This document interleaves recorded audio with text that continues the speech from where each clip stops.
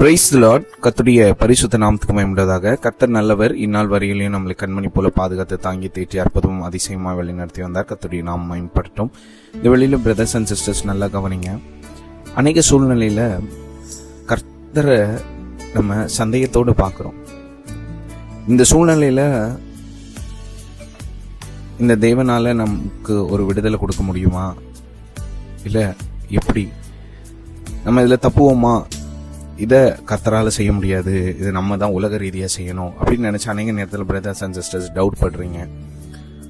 அந்த ஒரு காரியத்தை குறித்து தான் இன்னைக்கு பார்க்க போறோம். முன்னாடி ஒரு உண்மை சமூகத்தை கொண்டு வர விரும்புகிறேன். யோவான் 20 19 வசனத்திலிருந்து 31 உங்க வீடுகளில் வாசிக்கோங்க. இங்க என்ன நடக்குதுன்னா,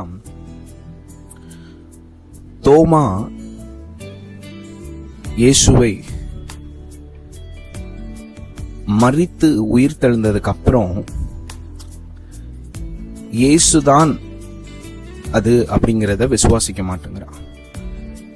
இயேசுதான் சீஷர்களுக்கு காட்சி அளித்தாருங்கிறத விசுவாசிக்க மாட்டேங்கிறான். சொல்றான், நான் அவர் கையில அந்த காயங்கள்லாம் தொட்டு பார்க்கணும், விழாவில் தொட்டு பார்க்கணும் அப்படின்லாம் நினைக்கிறான். அப்போ இந்த காரியத்தை குறித்து பார்க்கும்போது ஏசப்பா தோமாட்ட சொல்றாரு, உன் விரலை வச்சு என் உள்ளங்கையில தொட்டுப்பாரு, உள்ளங்கைன்னு சொல்றதை விட கையை தொட்டுப்பாரு அப்படின்னு சொல்றாரு.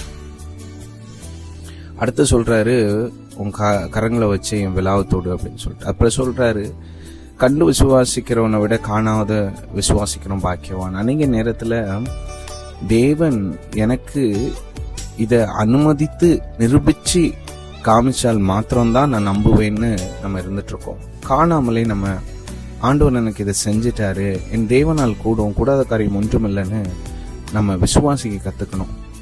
எனக்கு இது அவர் செஞ்சாதான் நான் அவரை நம்புவேன். ஒருவேளை நீங்க இயேசுவை ஏற்றுக்கொள்ளாதவங்களா இருக்கலாம், ஆனா உண்மையா நீங்க விசுவாசிச்சு பாருங்க, உங்க வாழ்க்கையில ஒரு பெரிய ஒரு விடுதலை உண்டாகும். இல்ல இயேசுவை விசுவாசிக்கிறானே, அநேக நேரத்துல அந்த விசுவாசத்துல நான் தோய்ந்து போயிடுறேன்னு சொல்றீங்களா, பிளைண்டா விசுவாசிங்க, நம்புங்க. தோமா மாதிரி இல்லாம பிளைண்டா விசுவாசிங்க.